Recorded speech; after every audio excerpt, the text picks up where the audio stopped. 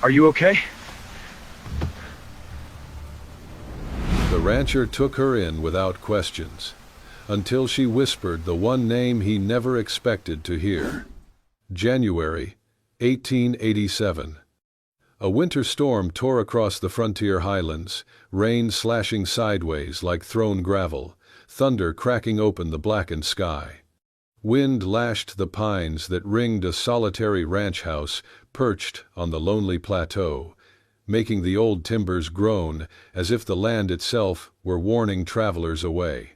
Inside the log house, Colt Remington sat alone beside a hearth gone cold. No fire burned there anymore. It had been years since he allowed one to last through the night. The faint glow of dying embers reflected off his weathered face, hard lines etched deep by war and grief. He had once been a cavalry officer, respected and decorated, a man who believed in orders and brotherhood. That man had vanished the night his younger brother, Asher Remington, was killed in a failed ambush. Colt was certain had not been chance. Since then, Colt had withdrawn from the world. He trusted no one. He kept his doors closed, his lanterns dark, and his memories buried where they could not bleed him dry. The knock came suddenly. 3 raps against the door, light but desperate. Colt's body went still. His hand closed around the grip of the revolver at his hip. No one ever came here. Not in daylight. Certainly not in a storm like this. He waited, listening past the thunder, until the sound came again. 3 knocks, uneven now, as if the hand making them were failing. Slowly, Colt rose and crossed the room. He opened the door with the gun hidden behind his leg. A woman stood on his porch. She was drenched to the bone, dark hair plastered to her face, rain streaming down her hollowed cheeks.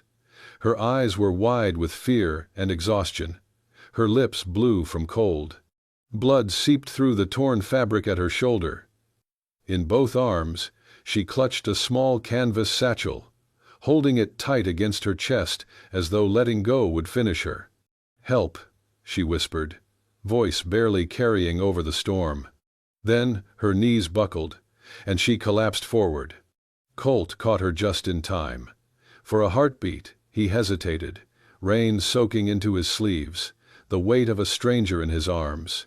She could be trouble, she could be bait. She could be the very thing he had spent 6 years avoiding.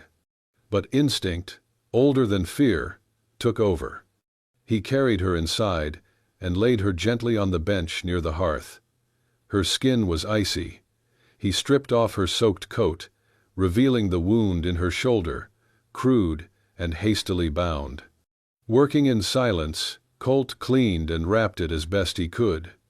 The woman never woke, but even unconscious, her fingers remained locked around the satchel. He did not pry it from her. Instead, he pulled a dry blanket over her, removed her wet boots, and stood for a long moment watching her shallow breaths fog the air. Then, from a shelf long untouched, he took down the storm lantern, the only one he had kept when he extinguished all the others. It had been Asher's. A foolish gift, once, given with a grin and a promise to always come home. Colt lit it. The soft amber glow filled the room, chasing back shadows he had lived with for years. He set the lantern on the table beside her and said nothing. The storm raged on through the night. Near midnight, the woman stirred. Her brow tightened, her body twitching as if caught in unseen hands.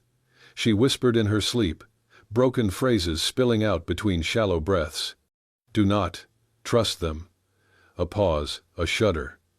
Asher said not to. Tears slid from the corners of her eyes. Colt leaned closer, heart hammering in his chest. "Asher?" he murmured. But she slipped back into uneasy stillness, leaving only the rain and the lantern's low hiss to answer him. By morning, the storm had weakened into a cold, steady drizzle. Colt stood at the stove, stirring a pot of thin soup, when he heard movement behind him. The woman was awake. She sat up slowly, eyes darting around the room, one hand immediately finding the satchel at her side. Her gaze landed on Colt, wary and guarded. He turned, studying her carefully. "What's your name?" he asked. She did not answer at once. Her fingers tightened on the bag. She swallowed, as if weighing every word against danger. Finally, she spoke, her voice low and strained. "I need to find someone," she said. Then, barely above a whisper, "Asher Remington." The spoon slipped from Colt's hand and clattered against the stove. For a moment, the world narrowed to that single name, the one he had tried to bury, the one that still cut him open every night. Colt stood frozen, staring at the woman who had brought his past to his doorstep. The door he had sealed for years had been knocked open at last. The tin spoon struck the basin with a loud clang. "Where did you hear that name?" Colt snapped, his voice suddenly sharp enough to cut stone.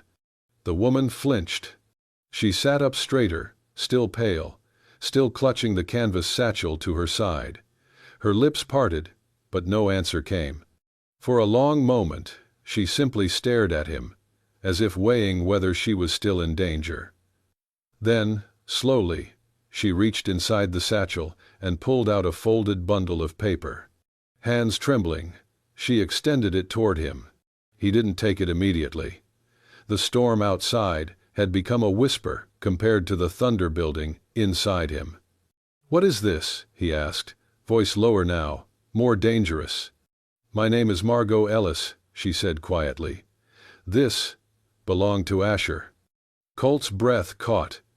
She placed the papers on the table between them. At the top of the stack were several weathered letters, the paper yellowed and soft at the corners. But one stood out, a sealed envelope, edges fraying, addressed in a familiar hand. "For Colt Remington, if I don't make it." Colt stared at it, unmoving. That handwriting. Asher's. He could never forget it. They had shared letters through half a dozen outposts, through half a dozen wars. But this envelope, this had never reached him. Until now. He picked it up like it might explode in his hands. The silence between them stretched thick. Margot broke it first, her voice brittle. "He gave that to me. 3 days before he died. He told me to keep it hidden. Said he couldn't trust anyone else." Colt narrowed his eyes. "Why you?" Margot hesitated. "I was a field nurse. He came in with a minor wound, a busted shoulder, stayed for 3 days. We talked, mostly about meaningless things. But the night before he left, he said something was wrong.